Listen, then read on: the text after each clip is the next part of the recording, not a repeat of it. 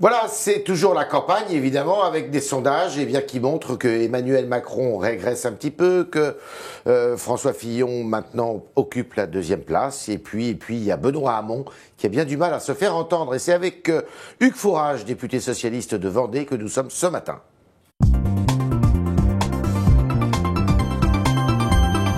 Hugues Fourage, bonjour. Bonjour. Alors, première question, on veut le savoir.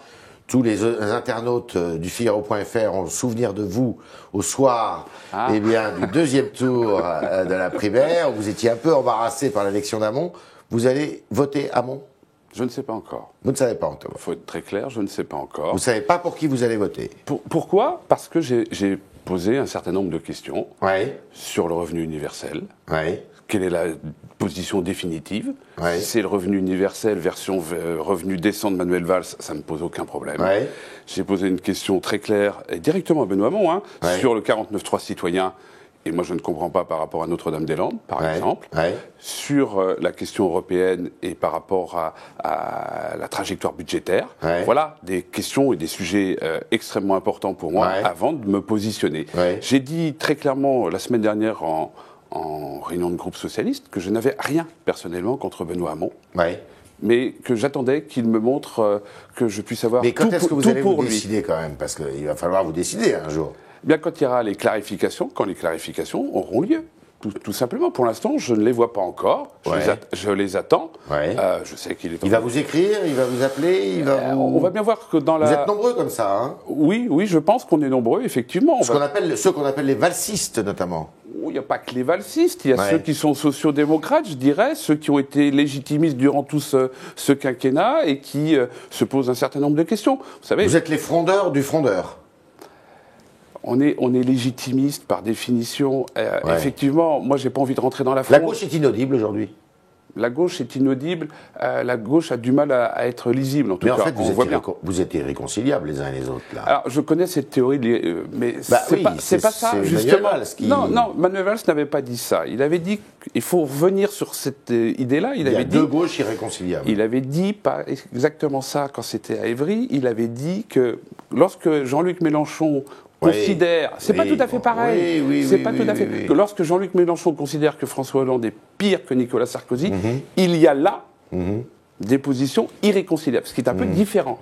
C'est des positions irréconciliables sur certains points, évidemment. Est-ce que Hugues Fourage pourrait voter Emmanuel Macron? Ça dépendra. Ça va vraiment dépendre. Aussi. Oui, moi Tout est pendant. Écoutez, j'attends les réponses de Benoît Hamon. Et j'attends le programme d'Emmanuel Macron. Il n'a pas de programme, Emmanuel Macron? Pour l'instant, c'est un peu flou quand même. C'est le moins qu'on puisse dire. Il y a des allers-retours sur un certain nombre de sujets. Lesquels? L'ISF, par exemple. Je prends celui-là. C'est un aller-retour. Donc, vous êtes pour garder l'ISF? Oui, je suis pour garder l'ISF. Il y a un aller-retour sur les 35 heures. Donc, quelle est la position définitive d'Emmanuel Macron sur ces sujets-là? On voit bien qu'aujourd'hui, effectivement, on a une absence de lisibilité qui fait que l'électorat est totalement perdu. Propos sur la colonisation, crime contre l'humanité, vous approuvez? Non. Et ça, c'est pas de nature à vous faire ça me détourner gêne. votre regard? Ça me gêne, parce que, d'abord, on n'a pas été dans un système de repentance comme ça. Moi, j'appartiens à une génération après la guerre d'Algérie. Je ne me sens pas coupable de l'action de la France. Et puis, je pense aussi aux anciens combattants qui sont allés en Algérie, qui ont fait leur devoir en tant que soldats français. Et quelque part, c'est dur pour eux. Moi, j'étais dans une assemblée générale d'anciens combattants l'autre jour. Ils ont eu du mal. À quoi ça sert? Et puis, comparer. Les comparaisons en matière historique sont parfois extrêmement compliquées et difficiles. Comparer une guerre coloniale, parce que c'était une guerre coloniale, avec un crime contre l'humanité, je ne suis pas sûr que ça soit tout à fait vrai. D'ailleurs, il a évolué. On a bien vu qu'il avait... Sur quelle base vous pourriez le rejoindre? J'attends la dimension de son programme social. C'est-à-dire début mars, alors? Oui. À quoi vous êtes attaché? Ceci dit, je ne partirai pas du Parti socialiste. Ah oui, mais si vous votez Macron, vous allez être éjecté du Parti socialiste. Non, vous savez que le Parti socialiste a cette chose remarquable, c'est qu'il fait dans la dentelle. Il a dit que... c'est un parti guimauve. J'aimerais bien qu'il move un peu plus d'ailleurs. Mais Jean-Christophe Cambadélis a dit que ceux qui parrainaient Et donc il y a une différence entre le parrainage. Vous n'allez pas parrainer? Non, je ne vais pas parrainer. Bon, vous pourriez voter, mais pas parrainer? Oui, j'attends de voir. Et vous pourriez militer? Non, parce que je suis un militant du Parti socialiste. C'est pas parce que quand la vieille maison a des difficultés qu'il faut s'en aller. Je ne crois pas à ça. Vous allez être candidat à votre réélection dans votre circonscription de Vendée? Oui. D'accord. Et vous le serez sous l'étiquette socialiste? Oui. Alors, vous allez m'expliquer, si vous votez Emmanuel Macron, vous serez candidat socialiste contre un candidat En Marche, éventuellement? On verra. Bon. C'est pas fait. Ça relève pas un peu de la psychanalyse, votre affaire, là? Pas du tout. Vous avez consulté quand même un peu, Mais vous inquiétez pas, là-dessus, je suis au point, il n'y a pas de difficulté. Ouais. Non, et c'est certainement pas de la schizophrénie. Ouais. Non, je veux dire, moi j'ai voté la loi Macron. Oui, ça. Donc, vous n'êtes pas le seul. Il y a beaucoup de socialistes qui l'ont voté. C'est pas un problème en soi. Oui. Il faut. Oui, mais il était au gouvernement à l'époque. Oui. Il était, je dirais, dans la majorité présidentielle. Oui. D'accord. Bon. Aujourd'hui, si j'ai bien compris, il n'est plus dans la majorité présidentielle, il est Emmanuel Macron. Il est Emmanuel Macron. C'est pour ça que j'attends un certain nombre de clarifications. Donc, j'ai pas besoin de psychanalyse. Donc, Hugues Forage, aujourd'hui. J'attends les clarifications à la fois d'Emmanuel Macron et de Benoît Hamon. La politique, ce sont des idées. C'est pas aussi que les hommes. Il y a aussi des idées. Bah oui, mais les idées sont portées aussi par des partis. Oui, mais donc, moi, j'attends. Donc, je retiens Hugues Forage. Stéphane Le Foll était dans la même position au moment de la primaire, par exemple. Je retiens Hugues Forage qu'il pourrait voter Emmanuel Macron, se présenter sous l'étiquette socialiste. Oui. Mais je peux aussi voter Benoît Hamon. Et rester. Il ne faut pas oublier que je peux aussi voter Benoît Hamon. Et rester au PS, d'accord. Je peux aussi voter Benoît Hamon. Et pour l'instant, je suis plutôt dans la discipline du parti, on va dire. Emmanuel Macron devient président de la République. Oui. Vous avez voté pour lui, mais vous n'êtes pas un candidat En Marche. Vous êtes un candidat socialiste. Oui. Vous serez où dans sa majorité quand même? Écoutez, je pense qu'un président de la République, quand il est élu, cherche à avoir une majorité. Oui. Bon, à ce moment-là, on verra comment il veut composer cette majorité et si il veut travailler avec les socialistes. Vous dormez bien la nuit? Oh, très bien. Oui. Ne vous inquiétez pas. Bon, l'adversaire, c'est Fillon? C'est Fillon et Le Pen. Ah, alors, Fillon, pourquoi Fillon? Parce lui, il a un programme clair, au moins. Ah, ça, c'est moins qu'on puisse dire. Il a un programme clair, réactionnaire, je trouve. Réactionnaire? Si, comme vous y allez. Mais bien sûr. Moi, vous savez, je suis issu de cette région des Pays de la Loire, de la Vendée. Je connais bien. Dirigé par Bruno Retailleau. Dirigé par Bruno Retailleau. C'est un réactionnaire, Bruno Retailleau? Oui, quelque part, parfois. Ah, il va être content de l'apprendre. J'espère bien, et je lui transmets mon bonjour, d'ailleurs. Bon. Bonjour aux réactionnaires, vous dites. On se connaît très bien. Oui, Bruno a cette capacité à pouvoir endormir les gens, à faire... Mais sur le fond, il a des idées très, très dures. Les 500 000 fonctionnaires, il fait comment? La sécurité sociale, il fait comment? Enfin, je veux dire, il y a des choses qui ne sont pas tenables. Est-ce que ce qui a été dit hier par François Fillon, dans une séance sur laquelle a participé Hamon d'ailleurs et Macron, est-ce que pour vous c'est différent de ce qu'il avait dit lors de la primaire de la droite et du centre? Vous savez, c'est un ajustement à la marge. Bon, voilà. Qu'est-ce qui vous choque là-dedans? Mais il sort la question sur les lunettes des enfants, mais franchement, mais est-ce que c'est ça? Macron fait la même proposition. Oui, c'est pas mieux non plus, je vais vous dire. Et puis ils sont en train de se dire c'est du copier-coller. Enfin, ça c'est de la gaminerie. Non, la vraie question, c'est la question du déremboursement, pas du déremboursement. Personne ne l'a évoqué d'ailleurs. Oui, mais ni même Hamon. Quand on veut faire 20 milliards d'économies sur la sécurité sociale, il y a nécessairement des choses qui vont passer par là. Il faut les faire, ces 20 milliards d'économies? Je crois que si on regarde ce qu'a fait ce gouvernement, c'est-à-dire arriver à l'équilibre des comptes sociaux ou à 400... De façon un peu factice, d'après ce que j'ai compris. Oui, mais ça, c'est parce que vous avez un léger a priori, mais quand on regardera les comptes validés, qui ont été validés et certifiés par la Cour des comptes, on verra qu'on arrive effectivement à cette diminution de 20 milliards. Alors, vous parliez de Marine Le Pen. Est-ce que Marine Le Pen a eu raison de refuser de porter un voile pour rencontrer le grand moufti sunnite de Beyrouth? Je sors dans votre question. Elle est. C'est une question. Elle est compliquée. Ni piège, ni piège. Oui, j'entends bien. Vous savez, les questions, on n'y répond pas oui ou par non. Moi, je vais vous dire, je préfère. Alors, ça va peut-être être mal compris, mais sur le principe, qu'elle refuse et qu'il y a une identité. Il y a le respect des identités de chacun. Et donc, qu'elle refuse de porter un voile, je trouve ça... Vous le concevez? Je le conçois, tout à fait. Donc, elle a eu raison? Quelque part, oui. D'accord. Mais qui me gêne, c'est sa vision de la laïcité, c'est sa façon de faire. C'est une vision qui était celle de la plupart des responsables politiques français il y a encore 15 ans. Hein. Oui, donc je la trouve un peu... Vous êtes plus accommodant, vous? Peut-être. Oui. Peut-être. Vous êtes moins pour... pourquoi? C'est une laïcité militante, mais Manuel Valls, on lui a reproché aussi cette militance dans la laïcité. Vous savez, je fais une grande différence entre les actes militants, notamment d'un certain nombre d'islamistes. Enfin, je veux dire, moi, sur le Burkini, par exemple, parce que la position de Manuel Valls, je la comprenais tout à fait. Donc vous êtes contre le Burkini? Je ne suis pas contre le Burkini, je suis contre l'expression politique du Burkini. Enfin, que véhicule le Burkini. Et la façon dont c'est fait. Ça veut dire que quand on va sur une plage avec un... Il y en a en Vendée, du Burkini? J'en ai pas vu. D'accord. Voilà. Mais, d'accord. Je n'ai pas le temps d'aller sur la plage, je suis dans ma circonscription, je travaille. Une question, par exemple. Le voile à l'université. On sait que Manuel Valls était plutôt défavorable au port du voile à l'université. Je suis défavorable au voile à l'université. Vous aussi? Oui. Ce qui n'est pas le cas de Benoît Hamon, ce qui n'est pas le cas, je crois, de Emmanuel Macron non plus. Oui, je sais, oui. Mais moi, je suis plutôt contre. D'accord. Donc, en fait, vous êtes en train de me dire que Marine Le Pen pense la même chose que Manuel Valls? J'aime pas les raccourcis. Non, mais... Je ne crois pas. Non. Je ne crois pas. Parce que la position de Manuel Valls, c'est une position d'une laïcité respectueuse de tous. D'accord. Et je ne pense pas que la laïcité de Marine Le Pen soit une laïcité respectueuse de tous. En quoi Marine Le Pen vous dérange? Est-ce que c'est son discours économique ou est-ce que c'est son discours sur les sujets de société précisément? Tout dérange chez Marine Le Pen. Sa façon de faire, son discours, le discours économique, le discours social, le discours sur l'immigration, les discours d'amalgame. Il y a une dédiabolisation ou pas du FN?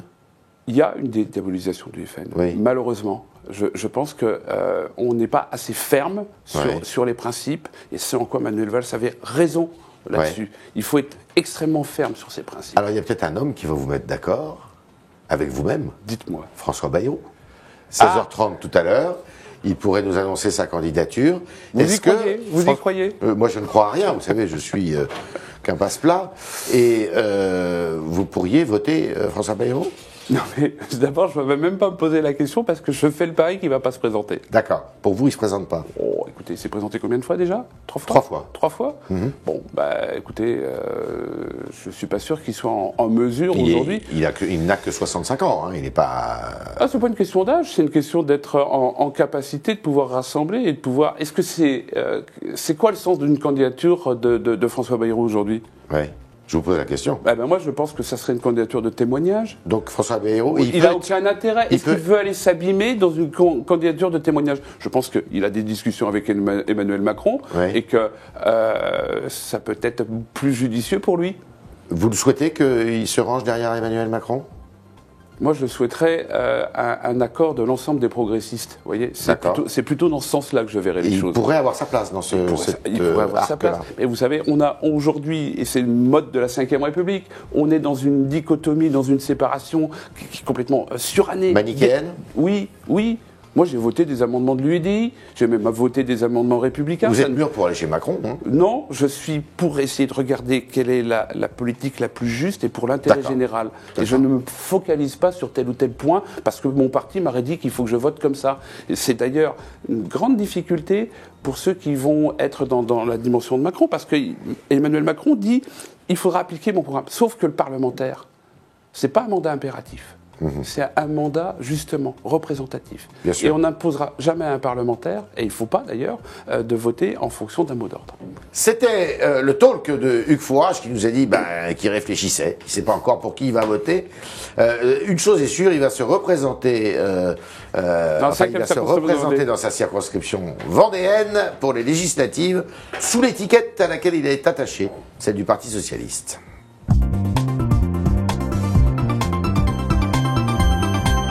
Et nous continuons avec vos questions et celle de Mathilde Sirot qui nous a rejoint dans ce studio. Bonjour Yves Tréhard, bonjour Hugues Fourage. Bonjour. Vous savez que l'affaire Pénélope Fillon a laissé des traces et beaucoup d'internautes nous posent la question, est-ce que vous êtes pour ou contre les emplois familiaux à l'Assemblée nationale?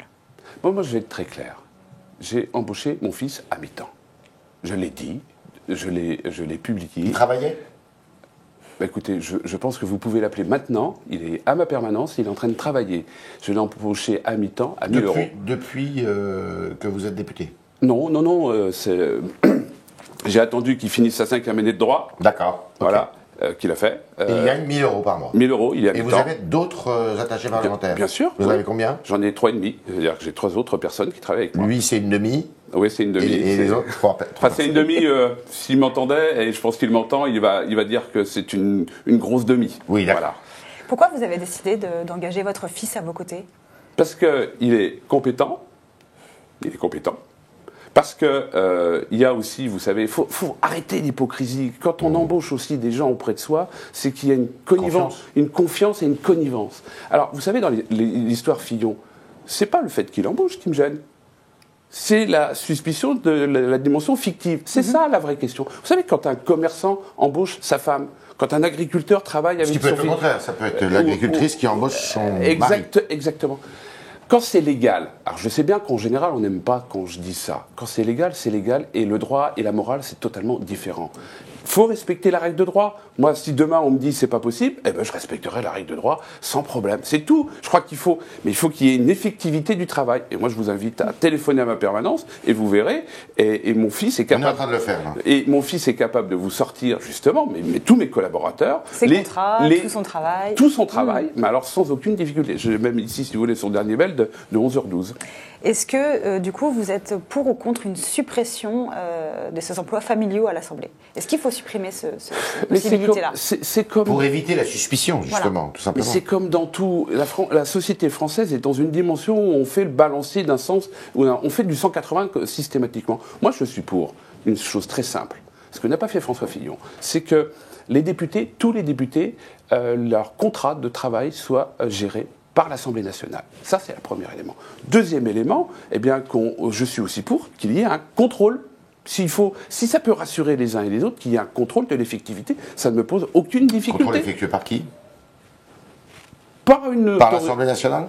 Je ne suis pas sûr que ça soit par l'Assemblée nationale, mais plutôt par une autorité indépendante ou par des citoyens. Je veux dire, vous savez, la loi sur la transparence amène ce genre de choses. Eh bien, je vais vous dire, si on n'a rien à cacher, quand on n'a rien à cacher, eh bien, on peut prouver sans aucune difficulté. Et moi, je vais vous dire, vous me parliez tout à l'heure si je dormais bien, je dors bien sur cette question parce que ça me pose aucune difficulté. Alors, c'est une question qui fait quand même réagir beaucoup nos internautes qui vous suivent en direct. Et Stanislas nous pose la question.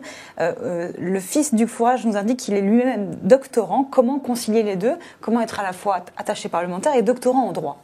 Oui, eh bien, tout simplement parce que, justement, il est à mi-temps. S'il était, j'allais dire, à plein temps et doctorant, il y a quelque chose qui ferait mal. Et donc, il est à mi-temps. Voilà, et ça lui permet, vous savez, il y a beaucoup de doctorants qui font des cours, des travaux dirigés, qui donnent à la faculté, donc qui travaillent aussi à mi-temps. Voilà. Est-ce qu'un jour il pourrait vous succéder, par exemple? Oh là, moi je ne parle pas pour mon fils sur ces questions-là, c'est lui qui voit, et je suis pas sûr. Aussi. Comment? Il faudrait peut-être qu'il se fasse élire. Oui, aussi. mais je crois, vous savez, je le laisse faire ce qu'il a envie de faire. Et puis, c'est pas, je ne crois pas forcément aux héritiers en politique. Et puis, de toute façon, il fera, à la fin du mois de juin, il arrêtera certainement sa collaboration avec moi. Ce qui est sûr, c'est qu'il sait qu'il est attaché parlementaire. Ah oui, il n'y a aucun problème. Une question sur Manuel Valls que vous avez soutenu pendant la primaire. Oui. Est-ce que vous êtes toujours valsiste, comme on dit? Mais je suis toujours valsiste. Est-ce que Manuel Valls va bien? Écoutez, a priori, oui. Vous avez de ses nouvelles? Je n'ai pas eu de ces nouvelles. Je sais qu'on va se voir très prochainement, sans doute la semaine prochaine. Donc il continue à convoquer ses soutiens, à faire des réunions politiques pour préparer un peu l'avenir, c'est ça? Je crois que tout le monde reconnaît à Manuel Valls sa capacité d'être un homme d'État. Enfin, je crois que personne... Et que c'est aussi un homme d'avenir. Et que donc il entend peser à un moment donné dans le débat politique français. Et je crois que c'est absolument, je vais dire acceptable, mais au contraire souhaitable. Est-ce que vous êtes sûr qu'il va voter Benoît Hamon? Moi, je ne vais pas répondre à sa place. Je vais pas répondre à sa mais place. Il pourrait voter Emmanuel Macron? Je ne sais pas non plus, mais posez-lui la question. Moi, je veux dire... On va lui poser. J'espère bien. Hugues Fourage, Benoît Hamon essaye un petit peu de récupérer, en tout cas séduire les électeurs de Jean-Luc Mélenchon. Est-ce que pour vous c'est une bonne stratégie pour sa campagne? Il faut qu'il se marche sur deux pieds. C'est comme quand on est en marche, il faut être sur deux pieds. Alors pas forcément ni droite ni gauche, hein, comme certains. Il vaut mieux être à gauche et essayer de rassembler toute la gauche. Donc qu'il aille chercher un électorat communiste. Et un certain nombre d'élus communistes, comme André Chassaigne, par exemple, seraient plus pour un accord avec Benoît Hamon. Il faut qu'il aille aussi chercher du côté des valsistes, ou ce qu'on pourrait appeler l'aile droite du Parti socialiste. Donc il faut qu'il arrive à composer tout ça. Il vous parle pas facile. Il vous parle, Benoît Hamon? Moi, je l'ai rencontré la semaine dernière. Non, mais pas à vous personnellement, mais justement à ceux qui sont... Il va venir la semaine prochaine, on va le rencontrer, effectivement. Il va venir où ça? Je pense qu'il dans le conseil parlementaire que Luc Carvounas va animer, je pense qu'il sera là. Parce que Luc Carvounas, lui, il est passé... enfin, il est derrière Hamon, hein. Oui, eh bien, c'est son choix, c'est bien. Oui. Moi, j'ai pas de... Voilà, j'en ai discuté avec lui, voilà, pourquoi pas. Une dernière question sur l'accord entre Yannick Jadot et Benoît Hamon. On voit que ça prend du temps et Stéphane Le Foll a regretté en fait ce suspense autour de l'accord. Vous, comment vous voyez les choses? Pourquoi ça prend autant de temps et est-ce que cet accord est nécessaire? Pourquoi ça prend autant de temps? Je crois que c'est dans l'ADN des deux, à la fois des écologistes et des socialistes, de discuter beaucoup. Donc, de négocier. Et ainsi de suite. Donc ça fait partie, ça c'est normal. Puis je vais vous dire, un accord trop vite. On dirait, finalement, Jadot est passé sous la table trop facilement. Donc qu'il y ait une... C'est normal qu'il fasse monter les enchères. Et vous n'avez pas peur que le Parti socialiste soit pris en otage moi, comme il l'a été par les Verts, comme il l'a été en 2011? J'attends de savoir ce qu'il y a dans cet accord. D'accord. Moi, je vais vous dire, 49.3 Notre-Dame-des-Landes. Ça suffit à vous... 49.3 citoyens et Notre-Dame-des-Landes, il faut clarifier. On ne peut pas être pour le 49.3 citoyens et refuser le référendum de Notre-Dame-des-Landes. C'est une question de cohérence. De cohérence, là aussi. Une toute dernière question de Jérémy en direct. Quel est votre avis sur la légalisation du cannabis que défend Benoît Hamon? Je suis contre. Vous êtes contre? Vous êtes sur la ligne de Manuel Valls? Très clairement, je suis contre. Vous savez ce que pense Emmanuel Macron à ce propos? Je crois je sens dans votre question.